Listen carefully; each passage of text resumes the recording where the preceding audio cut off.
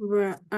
Du coup, bonjour à tous. Bienvenue du coup pour la formation des mentors d'aujourd'hui, donc pour le programme de mentorat de 2025. On va vous présenter la formation à deux, donc avec Lucia. Voilà. Le programme de ce midi, donc on va d'abord vous présenter les, le comité de pilotage, vous parler du programme de mentorat de façon plus globale, le rôle des mentors et les quelques outils pour vous lancer dans l'aventure. Ensuite, on aura le témoignage d'Antonio Emidio qui est mentor dans le programme depuis un certain nombre d'années. Et puis ensuite, on pourra répondre à toutes vos questions. Donc, actuellement, là, vous avez la slide avec le comité de pilotage du programme. Donc aujourd'hui, on a Lucia et moi qui vont vous présenter la formation et Gwenaëlle qui est aussi quelque part cachée derrière une caméra, mais qui est aussi présente si jamais besoin de répondre à certaines questions. Et on a aussi du coup un soutien de l'association Femmes et Sciences pour l'organisation d'un certain nombre d'ateliers et qui était aussi d'ailleurs à l'origine du lancement de ce programme. Euh, Rapidement,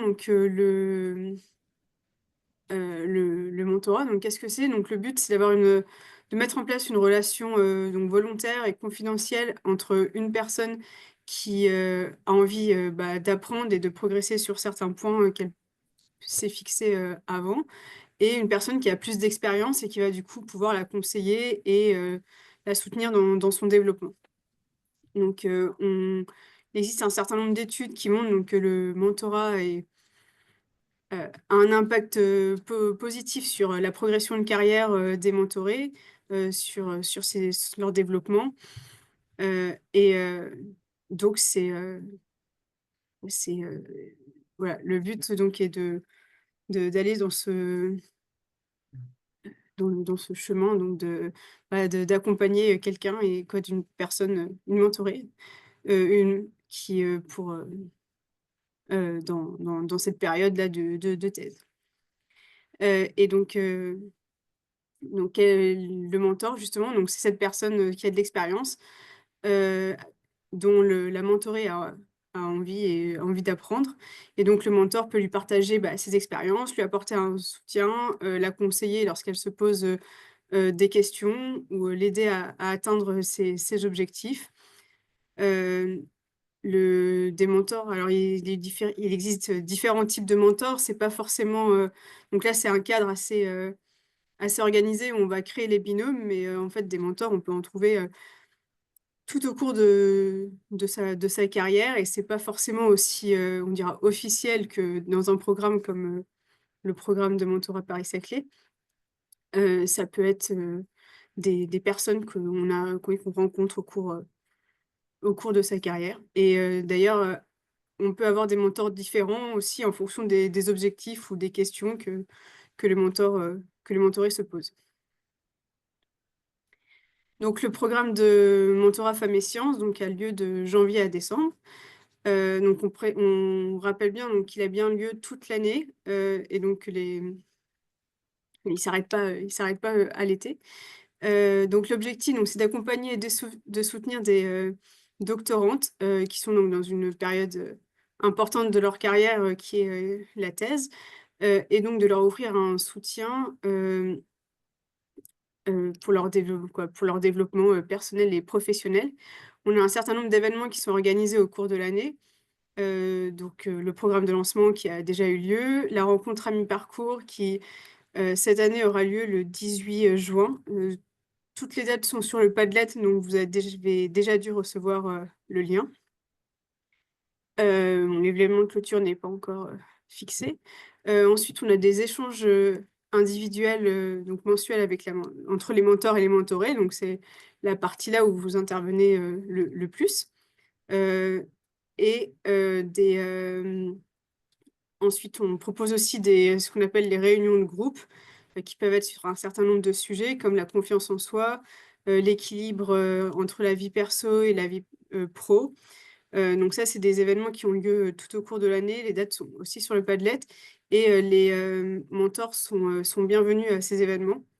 Ça fonctionne, c'est principalement des échanges où, s quelqu'un du comité, lance la discussion, mais ensuite, c'est on répond aux questions, des mentors, des mentorés, pardon, et donc toute, expérience de mentor est bienvenue à partager, pendant ces moments. On a, des ateliers aussi qui sont en plus petits comités et qui, eux, sont réservés, aux mentorés.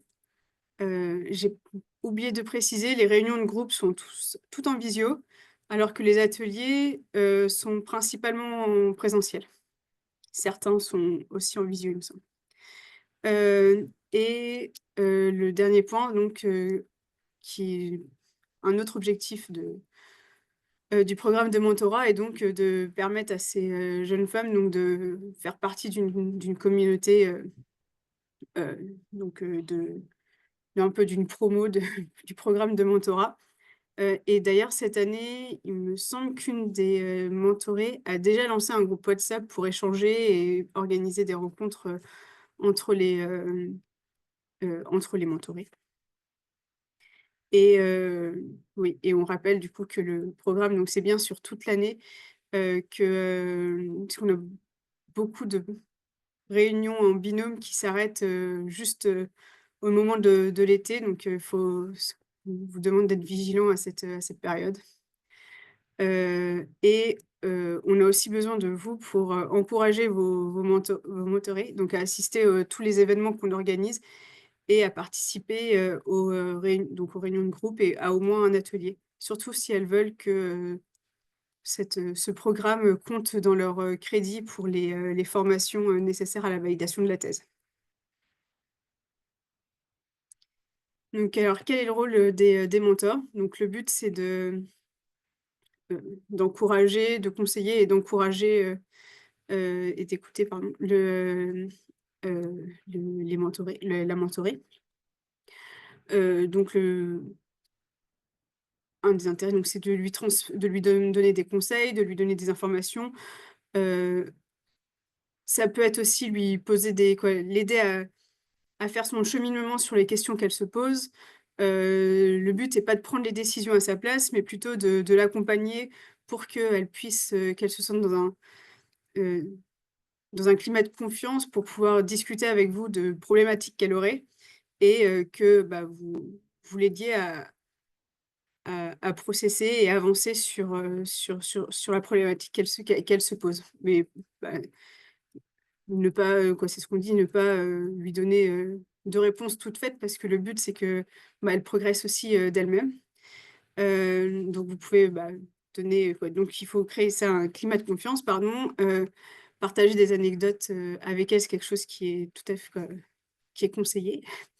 Vous vous substituez pas du coup à au directeur de thèse ou directrice de thèse, et on ne f il y a pas non plus lieu d'être maternelle ou paternelle envers la mentorée. On Pardon, il y a plusieurs, types de hem, bah, certains mentorés vont venir avec des objectifs et des questions qui sont bien définies. Elles savent, elles ont déjà, bien identifié les questions qu'elles se posent, là où elles ont des incertitudes.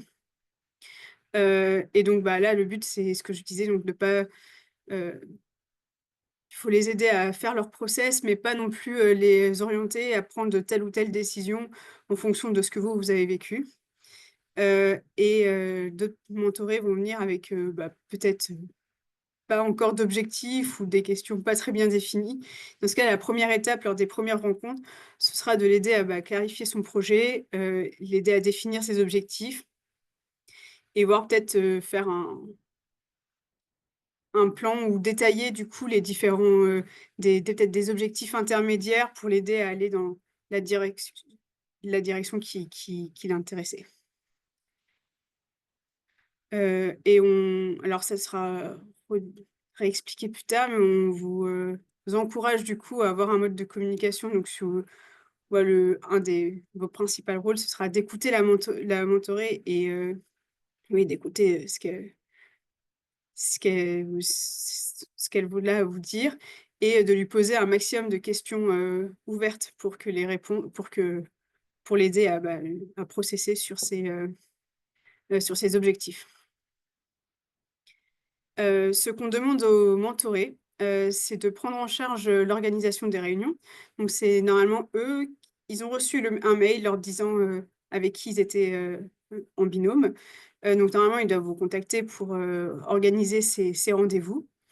On leur demande aussi de définir à l'avance les sujets qu'ils vont aborder, pendant ces réunions, et de faire, de le faire tous les mois.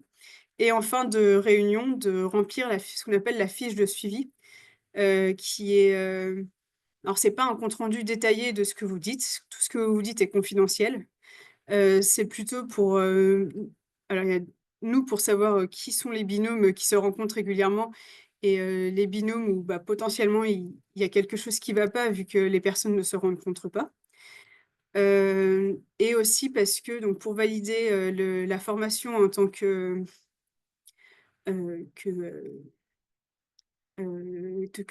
crédit pour, valider la thèse, hem, il faut réaliser on est fixé je crois à 6 rencontres, dans l'année, pour que ce soit considéré comme pour pouvoir valider la formation. Heu, donc on vous conseille de le faire, normalement la mentorée doit s'en occuper, mais on vous conseille de le faire, peut-être, à 2 à la fin de la session pour ne pas l'oublier et ça vous permet aussi de fixer directement le rendez-vous du mois suivant et donc de pas perdre, le fil. Mais, voilà et c'est aussi au rôle de mentoré de se fixer ses objectifs. Heu, mais comme vous avez aussi un rôle de mentor, si, votre mentoré, ne vous contacte pas tout de suite, ou dans ce cas-là, hésitez pas à, lui envoyer un message, le premier message pour la contacter. Si jamais vous n'avez pas de retour, vous pouvez nous contacter, nous, pour qu'on voie s'il y a un problème ou si on peut faire quelque chose. Pareil, si, vous trouvez que les sujets heu, bah, si vous êtes trouvez trop au dépourvu qu'elle vous prévienne pas à l'avance des sujets qu'elle veut aborder, vous pouvez la relancer pour qu'elle prépare, les sujets qu'elle veut aborder pendant les réunions, mensuelles. Heu, voilà et si vous avez le moindre problème ou la moindre, question qui vient, au cours de l'année, vous pouvez contacter, quelqu'un du comité de pilotage et on vous répondra. Là, c'était une slide pour, expliquer, rapidement donc quels étaient l'impact du mentorat, qui est, bah, positif globalement pour toutes les personnes qui y participent. Principalement, donc pour les mentorés, donc c'est un soutien, extérieur, son laboratoire, ça peut être sur, scientifique, mais aussi sur ses objectifs de carrière ou ses objectifs, d'un point de vue, plus global et elle gagne aussi, en compétences de leadership. Pour les mentors, c'est aussi, la possibilité de développer donc des compétences en coaching et en leadership et de partager son expérience, de la transmettre et pour, toutes les personnes qui y participent donc ça permet aussi d'avoir une exposition à un point de vue, différent, surtout quand les binômes sont des, binômes qui ne viennent pas du même domaine scientifique. Ça permet d'en apprendre plus aussi sur soi, ça développe, la confiance en soi et c'est aussi une opportunité, d'élargir son réseau. Normalement, vous avez dû recevoir, la charte du mentorat qui est un document qu'on demande à tous les participants de signer, au moment de la première réunion. Donc soit, vous et votre mentor le signez chacun de votre côté et vous nous l'envoyez, soit lors de la première réunion, vous, bah, vous le signez ensemble et puis ce sera la mentorée s'occupera de nous l'envoyer. Donc c'est un document qui précise les termes de ce programme de mentorat et qui disent donc que c'est un programme libre, qui est réciproque, donc c'est un engagement pardon, réciproque, bénévole et volontaire, qui n'entraîne aucune obligation de résultat et que la mentorée pourra bénéficier donc d'informations, de conseils de sa mentor, mais qu'elle reste donc maître de ses choix, de ses actes et en toute autonomie. Ça précise aussi que donc le programme est entièrement gratuit, et que, le le programme est un ouais, c'est et se déroule dans le respect de la confidentialité et que, donc il y a pas d'informations qui doivent sortir de ce qui est discuté entre vous et votre mentor. Heu et que, bah, le dialogue doit être établi dans un climat de confiance, de bienveillance et de neutralité. Donc ce document sera à remplir et signé, lors de votre première rencontre et il me semble que ah non, du coup et le dernier point, donc je passe la main à Lucia. Donc comment se déroulent les réunions individuelles? Donc on vous recommande de rencontrer votre mentor environ une fois, par mois. En général, les, réunions durent entre 1 et 2 heures, je en moyenne 1 h 30, sauf si les rencontres mensuelles ne vous conviennent pas et que vous préférez voir votre mentoré, toutes les 2 semaines, ça peut être, dans ce cas-là, toutes les 2 semaines et réduire les durées des réunions à 30 minutes, par exemple. Il y a rien d'imposé. Ça peut se réaliser donc, en présentiel, en visio, par téléphone, ça c'est comme vous vous sentez confortable et comme c'est le plus pratique du coup pour votre binôme. Le lieu, pareil, que ce soit, au laboratoire ou à l'extérieur, faut que vous trouviez quelque chose qui vous permette d'être, suffisamment où vous et votre mentor soyez suffisamment à l'aise et vous sentez suffisamment en confiance pour pouvoir échanger librement. Et donc, on vous demande aussi de pas oublier donc de remplir la fiche, ou de rappeler à votre mentor de remplir la fiche en fin de ces de réunion. Voilà et oui, les points importants à garder en tête, donc il faut que ça reste, un un climat de confiance, convivialité, tranquillité, attention et d'écoute. Et je te passe la main, du coup, Lucia. D'accord, merci Camille. Je vais partager mon écran, du coup. Voilà. Tu peux me dire quand ça se voit? Oui. Ah, je crois que je suis en train de partager, j'arrive pas à voir. Je vais partager ça, moi. Partager. C'est bon? Non. Pardon? Oui, oui, c'est bon, on voit l'écran. Ok, bon, du coup, ok, je reprends la main. Camille vous a donné l'introduction générale et là, on va rentrer un peu plus dans le détail des thèmes à aborder et qui reviennent le plus souvent. Aussi, quelques outils pratiques pour vous aider. Après, bien sûr, vous allez gérer selon votre tempérament, le tempérament de la mentorée et des thématiques qui vont ressortir. Évidemment, les thématiques qui reviennent souvent, c'est le déroulement de la thèse, le parcours professionnel, le développement personnel et professionnel. Parfois, il y a des mentorés qui sont aussi des jeunes mamans, donc il y a la question de l'équilibre entre la vie professionnelle et la vie privée. Évidemment, toutes ces thématiques vont varier aussi selon que la mentorée démarre sa thèse, elle est en première ou en deuxième année. Cette année, je pense qu'on a que de deuxième, à partir de deuxième année. Et sinon, quand c'est en fin de thèse, ce sont des questions plus qui portent sur ce que je vais faire après.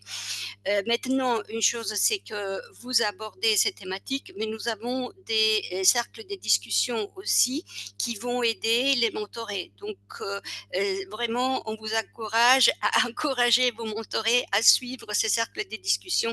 Parce que, par exemple, il y a l'équilibre, vie professionnelle, vie privée, les, la carrière dans le privé ou bien le postdoc, donc ce sont des supports à toutes ces thématiques et ensuite, j'ai comment interagir avec sa mentorée, donc Camille a insisté sur le climat de confiance et c'est vrai, comment est-ce qu'on peut établir ce climat de confiance? Bah, la première chose, c'est l'écoute, l'écoute active. En général, le temps de parole dans les sessions, c'est beaucoup plus long pour la mentorée que pour la ou le mentor et sauf peut-être la première rencontre dont on parlera, tout à l'heure et par écoute active, on entend justement poser des questions. Parce que si vous posez des questions, vous vous intéressez à la mentorée et ça va forcément établir la confiance. Voilà, cette personne, elle s'intéresse à moi. Et donc, les prochaines slides vont vous montrer certaines questions. Le principe de base, c'est de poser des questions ouvertes, c'est-à-dire des questions qui vont faciliter le dialogue, pas des questions où on va répondre oui ou non. Ce sont les questions fermées. Typiquement, on pourrait par exemple, j'invente là, tout à fait. Comme est-ce que tu as trouvé bien cette session? La réponse est oui ou non. Tout simplement, c'est comment est-ce que tu as trouvé cette session? Qu'est-ce que tu aimerais changer? Qu'est-ce que tu aimerais voilà, faire des différents? Et là, c'est un exemple de question ouverte. Et donc, l'écoute active, c'est poser des questions. Évidemment, je fais une petite parenthèse, c'est aussi si vous arrivez à observer des changements d'expression, changements de tonalité de voix. Ça peut aussi vous aider et n'hésitez pas une fois que la confiance s'est établie, à le faire remarquer. Ah, je remarque là, qu'est-ce qui se passe pour toi? Donc c'est quelque chose qui va s'établir au fur et à mesure. Mais les questions qui vont, on va vous donner des exemples dans les slides suivantes, elles vont vous aider à établir ce climat de confiance. Donc, on a 4 catégories dans cette, présentation. Les questions d'investigation, les questions à gain élevé pour la mentorée et aussi pour le rapport de confiance, les questions de découverte et les questions responsabilisantes. Donc, les questions d'investigation, elles sont essentielles, notamment lors de la première rencontre, pour la mentor, pour prendre connaissance du contexte de la mentorée. Donc, ce sont des questions du style qui, quoi, où, quand. Vous avez pour chaque famille de slides des exemples des questions que bien sûr vous pouvez faire évoluer selon votre situation, votre expérience et votre envie, mais c'est racontez-moi ce que vous avez accompli jusqu'à présent, depuis combien de temps travaillez-vous dans ce domaine, etc., etc. Donc, ce sont des questions qui permettent au mentor de prendre connaissance de la mentorée. Et puisque ce sont des questions qui relèvent du connu de la mentorée va répondre de façon peut-être rapide ou peut-être pas de façon un peu impersonnelle, ne soyez pas surpris, c'est normal. L'important, c'est pour vous d'établir ça et normalement, c'est justement des questions qui reviennent facilement lors de la première session.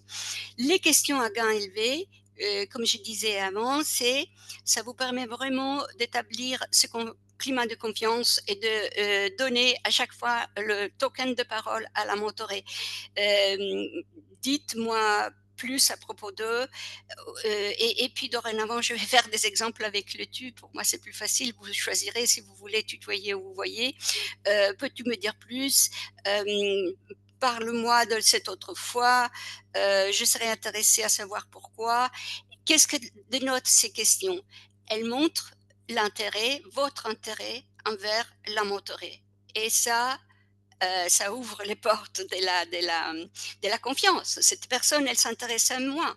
Et donc, ce sont vraiment des questions qu'on appelle à gain élevé. Ensuite, il y a les questions de découverte et qui explorent les conclusions qu'on a tirées de certaines expériences. Et donc là, vous allez pousser la mentorée à dire, qu'est-ce que tu as appris, de cette expérience? Qu'est-ce que cet épisode va, t'apprendre à propos de ton approche? Donc c'est une sorte de self-reflection, que la mentorée fait sur elle-même. Ça va lui donner des pistes aussi pour la suite. Hem Et une question importante que j'aime bien souligner, c'est quelles sont les alternatives? Donc c'est le moment, ce type de questionnement ouvre le champ des possibles. Parfois, lors d'une problématique, on peut avoir, une, tunnel vision. Donc ça permet de, ouvrir le champ de possibles. Et et ensuite, les questions, responsabilisantes. Donc, Camille vous a bien parlé d'objectifs, je vais revenir sur, cette thématique tout à l'heure. Hem, c'est clair que l'objectif de la mentorée, pour être atteint, normalement va nécessiter, des actions. Donc c'est important de pouvoir passer à l'étape, mise en mouvement. Donc il ne faut pas que ce soit des actions éclatantes à chaque, fin de session, mais j'aime bien la question: «Quelle est la première étape?» On pourrait dire: «Quel est le prochain petit pas?» Vous pouvez utiliser cette expression. Si vous voyez une personne qui est un peu plus timide, hésitante, vous pouvez dire un tout petit pas. C'est pas, il ne faut pas que ce soit énorme, mais quelque chose qui va t'approcher de ton objectif. Et donc, ça permet de faire ce type de questions, le lien entre l'objectif, l'information qui a été partagée hein, dans la phase des questions à gain élevé et les prises de conscience dans les questions qu'on a vues dans la slide précédente et l'action. L'aller vers l'action et vers le résultat, vers l'objectif, en sachant que l'objectif général peut changer en cours d'année. Euh, Moi, j'aime bien dire euh, que l'important is the journey, not the destination, right? Donc, c'est le parcours et pas la destination. Mais ceci dit, il faut avoir une destination finale. On peut toujours la changer en cours de route, mais pour pouvoir se mettre en mouvement, il faut savoir où on veut aller. Et c'est ça, donc, la question de l'objectif dont je reparlerai tout à l'heure. Et une question aussi que j'aime beaucoup, c'est de quelles ressources vous allez avoir besoin pour se rendre compte, bien sûr, ces questions de responsabilisante, c'est-à-dire la mentorée doit faire les actions qui dépendent d'elle et que seulement elle peut mettre en œuvre, et c'est ça qui va la faire avancer vers les objectifs, mais aussi de dire, bah, il ne faut pas être le super-héros à faire tout toute seule, peut-être par exemple, une chose qui me vient à l'esprit, pour un objectif de carrière, pour quelqu'un en troisième année, ça serait intéressant, si elle a envie d'aller dans une certaine direction, n'hésitez pas à faire fonctionner votre réseau personnel si elle a besoin de faire ce qu'on appelle une informational interview. Donc pour demander à quelqu'un qui travaille dans un certain secteur de poser des questions spécifiques. Ça, c'est un exemple, hein, il peut y en avoir 1000 autres. Donc, différents profils des mentorés, je crois que oui, c'est ça. Et cette slide, elle est un peu longue, donc je ne vais pas rentrer dans le détail. Je veux souligner une chose, c'est les mentorés. On a des mentorés qui ne sont pas françaises, parfois elles ne parlent pas le français. Donc parfois pour elles, il s'agit d'avoir de l'aide, de l'accompagnement pour bien s'introduire. Donc, et par exemple, si certains, nous essayons de mettre tous nos documents en français et en anglais, il se trouve que certains sont encore seulement en français, n'hésitez pas à poser des questions si elles ont besoin voilà, aussi d'aide pour la traduction, notamment pour la charte de mentorat. Et puis qu'est-ce qu'on a oui, les mentorés, qui se sont inscrites juste pour voir ou au cas où. c'est-à-dire ce seraient les mentorés qui n'arrivent pas à déterminer, un objectif. Or l'objectif, qui peut changer en cours de route, et à chaque session, il y a un objectif différent de toute façon, comme Camille l'a dit, qui permet, petit à petit d'atteindre l'objectif final. Essayer de les pousser à définir quelque chose, mais peut-être de tout simple. Une chose qui me vient à l'esprit, je ne sais pas si ça peut être utile, bah, elles ont bien choisi de faire une thèse. Qu'est-ce qui les a amenées à faire une thèse et qu'est-ce qu'elles attendent à la fin de la thèse? Je doute que voilà, donc là peut-être on peut se baser sur soi pour essayer de fixer un objectif. Hem, alors en pratique, les difficultés rencontrées par les mentors. La première réunion. En fait, la première réunion, elle va normalement se dérouler très facilement.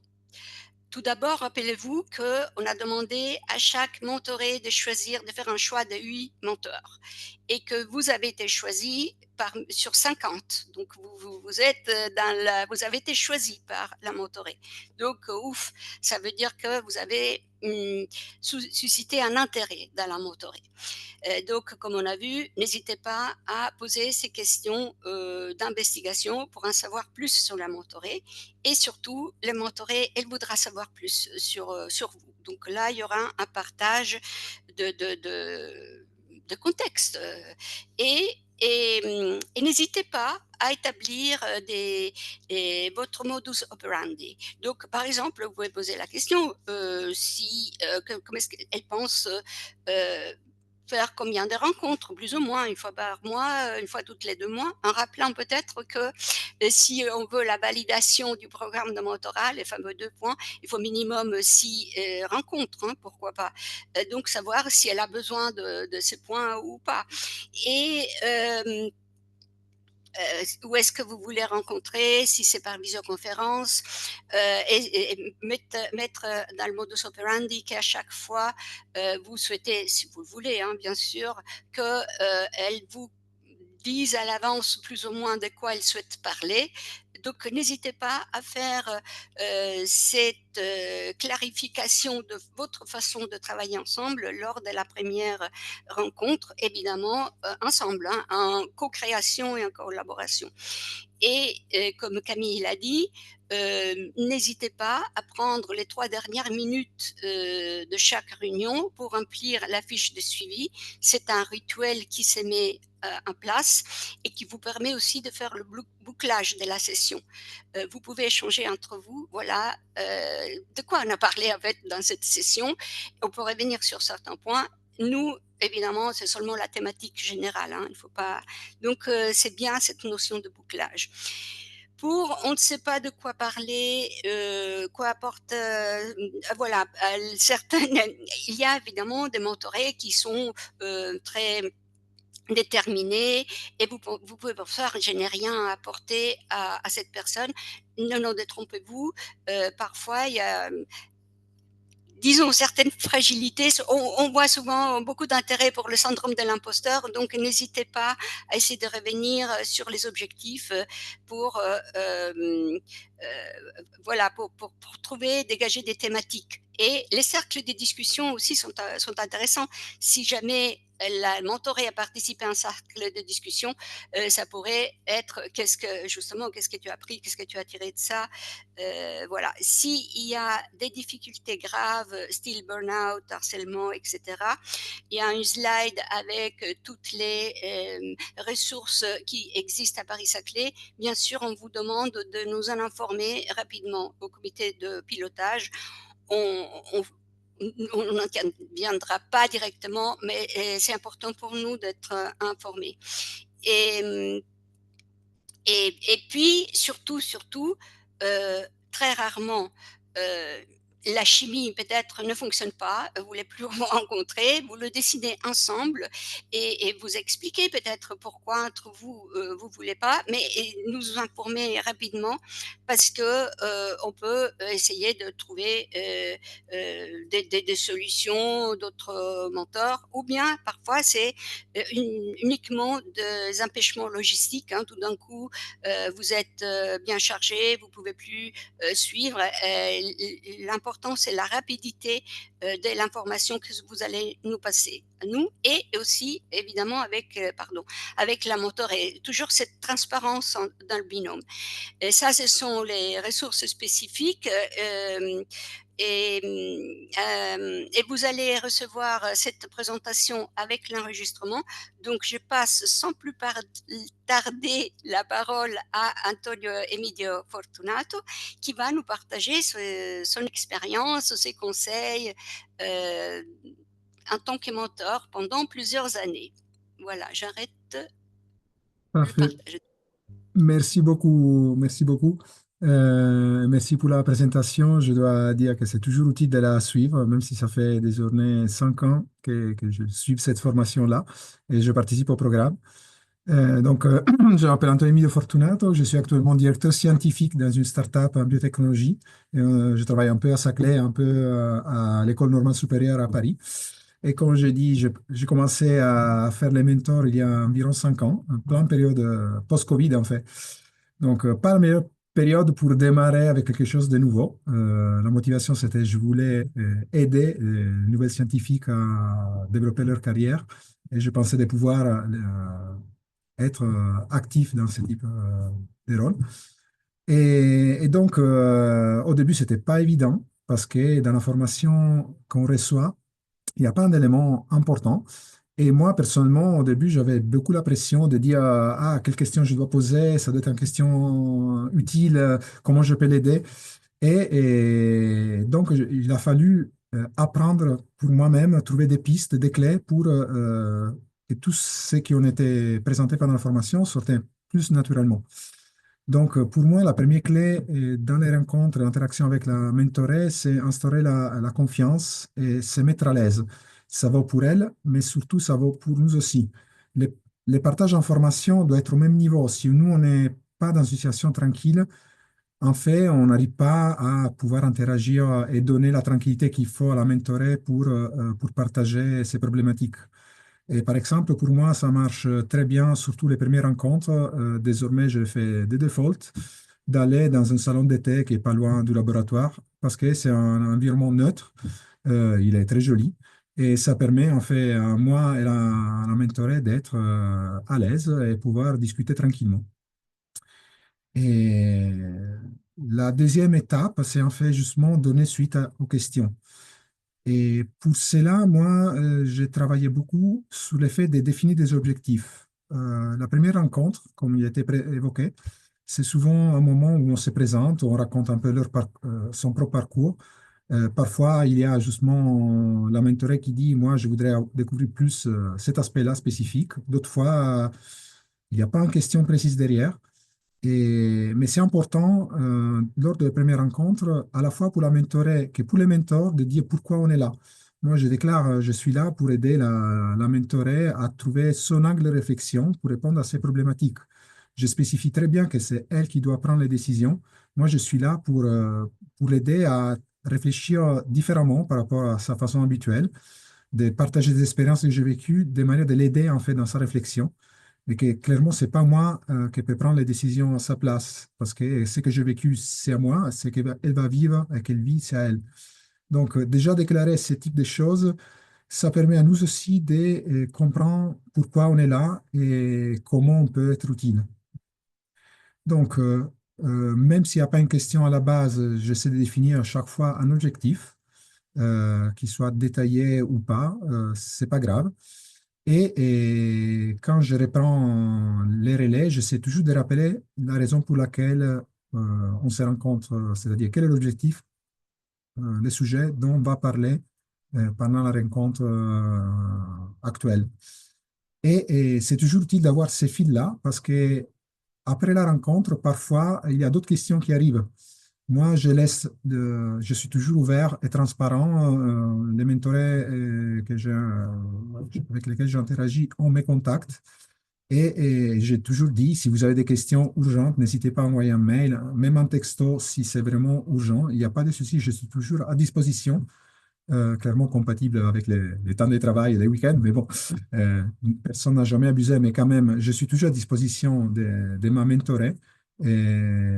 Et, et à la rencontre, je pose toujours des questions pour dire sur les sujets précédents, est-ce que tout est clair? Tu as eu d'autres réflexions, sont sortis d'autres éléments que tu voudrais discuter? Comme ça, pour garder un lien et en fait guider naturellement la discussion sur un échange très ouvert, sans besoin de s'efforcer dans la tête et dire est-ce que la question que je pose, c'est vraiment correct, mais rester vraiment dans un échange presque entre amis. C'est pas un rapport d'amitié, mais comment dire, j'essaie de ne pas avoir des tensions ou des points de blocage, d'être vraiment transparent et ouvert sur tous les passages.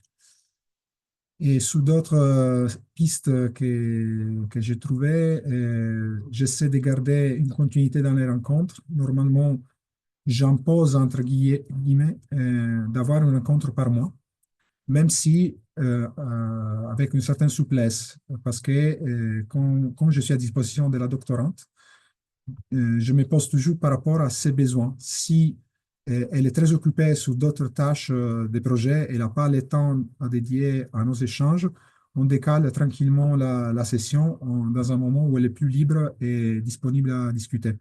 Mais a priori, à la fin de chaque réunion, je fixe des mois d'après, plus ou moins les jours où on pourrait se rencontrer en se disant, on se contacte la semaine. Si les deux, on est disponible et tu as des questions précises, très bien, on y va. Autrement, si tu es occupé, on décale je sais pas, 10 jours. Quand tu seras libre, on fait notre rencontre. Parce que pareil, j'ai trouvé que, pour moi, clairement, mon aide est à disposition de la doctorante. Moi, je ne vais pas imposer rien de spécifique parce que je veux que ce soit naturel. Et normalement, dans ma petite expérience personnelle, toutes les doctorantes que j'ai rencontrées, toutes les mentorées que j'ai eues, étaient toujours assez motivées pour favoriser un échange assez régulier, tous les mois, mois et demi. Et souvent, c'était elles à être actives, à relancer régulièrement. Et donc, voilà, j'ai trouvé des clés qui pour moi marchent très bien. Je suis toujours là, ouvert à apprendre nouvelles voies pour mieux faire, mieux jouer mon rôle de mentor. Et je crois que chaque fois, c'est enrichissant pour nous aussi. C'est pas, on n'aide pas seulement les mentorés, mais on nous aide nous aussi à réfléchir sur certains aspects de notre carrière sur lesquels on n'avait pas assez vraiment réfléchi. Et donc, c'est à vous, les nouveaux mentors, de trouver vos clés à vous. Ce qui a marché pour moi, ça nécessairement, ça signifie pas qu'il va marcher pour vous aussi, mais vraiment, restez en tête avec la tranquillité, ouverture totale et ne vous stressez pas. Vous avez aussi les bonnes questions. En fait, vous n'avez pas simplement l'habitude de vous poser les questions, donc ça va ressortir tout naturellement. Ne vous inquiétez pas, et tout va bien se passer. Voilà. Merci. J'espère que ça a été utile. Merci beaucoup. Peut-être qu'on peut ouvrir la foire aux questions aussi, peut-être pour Antonio. Hein. Si quelqu'un a des questions, n'hésitez pas. On peut, on peut leur proposer de te poser des questions. Avec plaisir, avec plaisir. Voilà. Et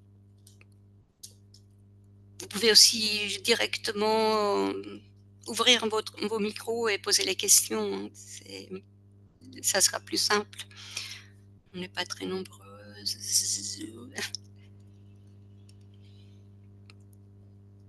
Bonjour, je m'appelle Alessia. Merci beaucoup pour la présentation. Alors, je m'excuse, je suis arrivée un tout petit peu en retard, donc j'ai raté les premières 15 minutes, mais je rattraperai par la suite.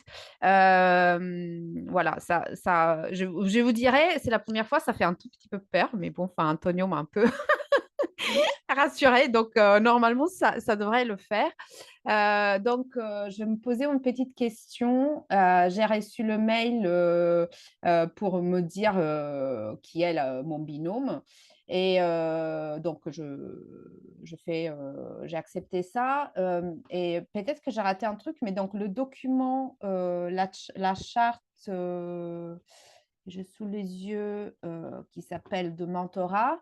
Il faut qu'on la signe, moi et la mentorée, le moment qu'on se rencontre. C'est ça que vous avez dit peut-être?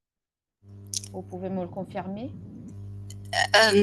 Vous pouvez choisir hein, de l'assigner d'un moment à un décalé, mais c'est très bien de la. Mettez-vous d'accord avec la mentorée Et donc, est-ce que directement. ouais, je ne l'ai pas encore contacté, je n'ai pas encore pris le temps, mais par rapport aussi à ce que vous disiez, je me demande, est-ce que j'attends, c'est la mentorée qui doit nous contacter, c'est ça? Oui, normalement, c'est la mentorée qui doit Ok, vous contacter, mais attendez encore, bah, ça fait un moment que les binômes ont été annoncés. Ne pas trop tarder à la annoncer, éventuellement, hein. Voilà, ça marche. encore quelques jours, mais sans plus trop attendre et là, vous pouvez poser la question si elle a envie que vous signiez ensemble la charte de mentorat. Ouais. Merci beaucoup. Je peux intervenir. N'hésitez pas à, oui, désormais attendez encore quelques jours, mais n'hésitez pas à la contacter vous-même, surtout pour éviter l'effet que la doctorante se pose des soucis pour embêter, entre guillemets, quelqu'un qui a pas le temps pour suivre. Donc, souvent, moi, j'attends pas trop et j'envoie directement un mail pour me présenter, pour dire quand on peut se rencontrer. Et juste pour briser un peu la glace au début, de se dire la doctorante qui doit contacter les chercheurs X et peut-être pas le courage de suite. Mais voilà, c'est mon point et je fais un peu comme ça, mais toujours. Si je peux ajouter là quelque chose, merci Antonio, absolument. Parce que pourquoi on dit ça, c'est cette histoire que dans ce rapport de mentorat, on doit responsabiliser. Mais vous avez toute une année hein, pour les, les, les responsabiliser. Donc, si c'est utile pour briser la glace, absolument. Merci.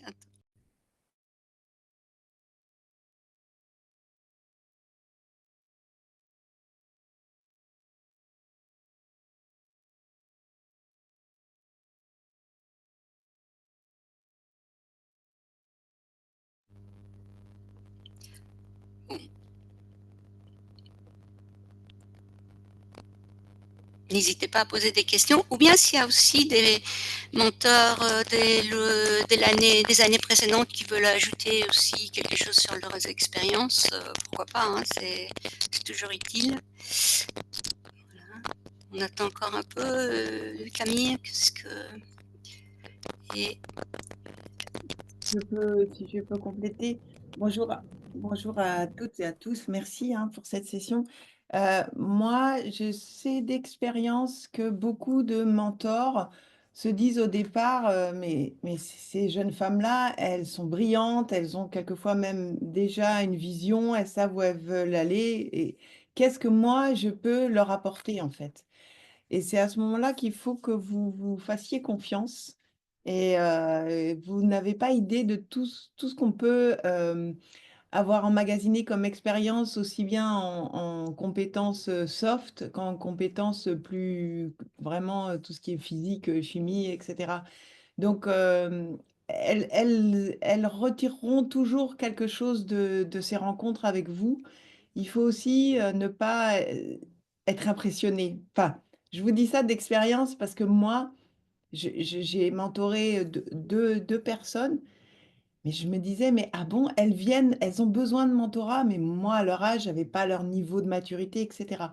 C'est à ce moment-là qu'il faut vraiment les mettre en confiance, leur donner un safe space et vous faire confiance en fait. Et elles vont et faire un update, comme disait Antonio, voilà, faire une mise à jour entre deux séances et aussi pour elles et aussi pour vous, pour dire ça a été important.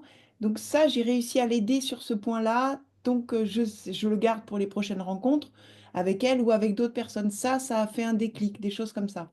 Voilà ma petite contribution.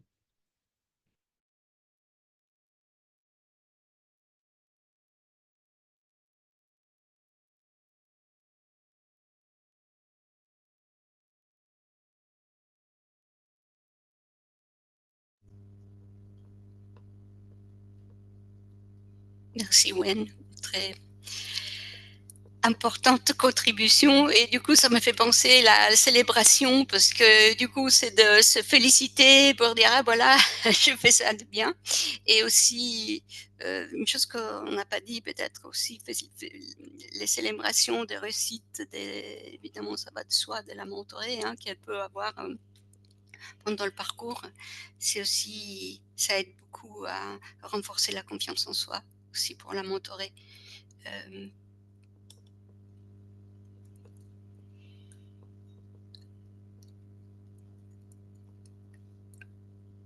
On rappelle peut-être la date du prochain cercle de discussion sur la confiance en soi. C'est en février, c'est quand? Parce que là, vous êtes toutes et tous invités. Le 26, Vous allez recevoir le mail, bien sûr, mais le 26 Le à 26, oui. voilà, merci. Voilà, le 26. À 18 h. Et c'est et à propos, ce cercle de discussion ne sera pas enregistré parce que voilà, certains sont pour laisser libre la parole. Et c'est toujours un très beau cercle de discussion. Oui, c'est Et vrai que ça lance sur un thème un peu privé, un peu confidentiel. C'est aussi pour ça qu'on n'enregistre pas. Et les mentors et les mentorés, bon, en général, c'est les mentors qui parlent, les mentorés absorbent. Voilà. Mais quelquefois, il y en a deux, trois qui drivent la discussion. Et voilà. Donc en général, c'est vrai que on aime le mettre, on le met toujours au début de l'année parce que ça crée aussi un réseau entre nous. Voilà. Donc on vous encourage vivement à vous connecter, à participer. C'est le 26 à 18 h. oui, et donc c'est online. Enfin, il y aura. Parce que j'étais en train de regarder, je me posais justement la question. Par exemple, l'imposteur syndrome, c'est bien indiqué dans la présentation que c'est online, mais pas pour le reste. Mais bon, ok, donc c'est online. Merci.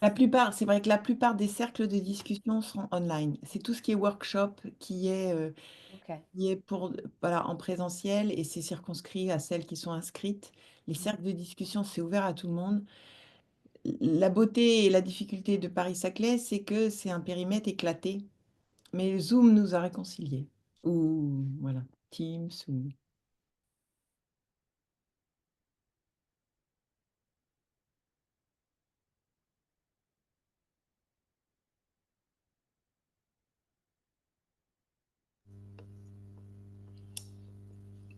Bon, voilà, nous, c'est un espace pour vous, hein, donc n'hésitez pas à poser les questions, sinon. Il n'y a pas d'autres questions, sinon on peut clôturer la session et puis on vous remercie tous de vous être connectés. Et on vous croisera sûrement à un prochain cercle de discussion ou une prochaine rencontre. Et si jamais une question devait venir à l'esprit après cette formation, n'hésitez pas à rentrer en contact avec nous aussi. Voilà.